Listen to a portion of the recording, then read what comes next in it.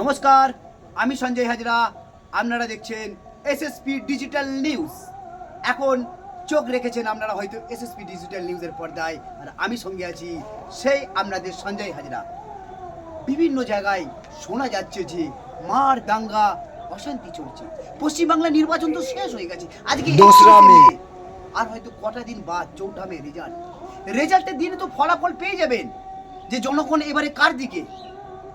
কিসের জন্য মার দাঙ্গা করছে, নিজেদের পরিবারকে হারাচ্ছেন। আমার যুক্তিতে, সঞ্জয় হাজরার যুক্তিতে বলে হয়তো এগুলো ঠিক না। মানুষ তো শান্তিভাবে ভোট দিয়েছে, প্রত্যেকটি বুথে 90 থেকে 95% ভোট পড়েছে। শেষ দফায়, প্রথম দফাতেও ভোট পড়েছে হয়তো 90 থেকে 97%। এমনকি পূর্ব বর্ধমানের রেকর্ড হয়েছে 97.98%। তো জনগণের রায় তো দিয়ে দিয়েছে অলরেডি। তার সত্ত্বেও কিসের দাঙ্গা, কিসের অশান্তি? বিজেপির কর্মীরা বলছে তৃণমূল কর্মীদের তাদের মারছে, আবার তৃণমূলের কর্মীরা বলছে যে বিজেপির কর্মীরা আমাদের বুথ ভাঙচুর করছে, আমাদের পার্টি অফিস ভাঙচুর করছে।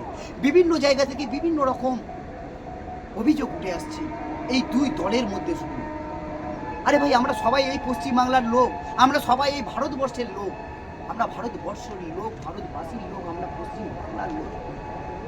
আমরা কেউ বাংলাদেশ বা পাকিস্তান থেকে আসিনি যে আমরা নিজেদের মধ্যে লড়াই করব। কিসের লড়াই এই ভোট নিয়ে? ভোট তো শেষ হয়ে গেছে, তার সত্ত্বেও এই দাঙ্গা চলছে। আমি আপনাদের জোরাত করে বিনতি করব, এই দাঙ্গা আপনারা পশ্চিমবাংলা থেকে থামান। আর পারলে নিজেরা সবাই 4 তারিখের জন্য অপেক্ষা করে চলুন। 4 তারিখে মানুষের বা আমাদের এই পশ্চিমবাংলার জনগণের ফলাফল পেয়ে যাবে যে কি হতে চলেছে। পরিবর্তন না আমাদের সেই পুনরায় সেই শাসক দল আবার ঘুরে আসছে, সেটা জানতে পারবেন 4 মে। চোখ রাখবেন সর্বক্ষণ এসএসপি ডিজিটাল নিউজের পর্দায়। আমি সঞ্জয় হাজরা সর্বক্ষণ জনগণের পাশে থাকবো।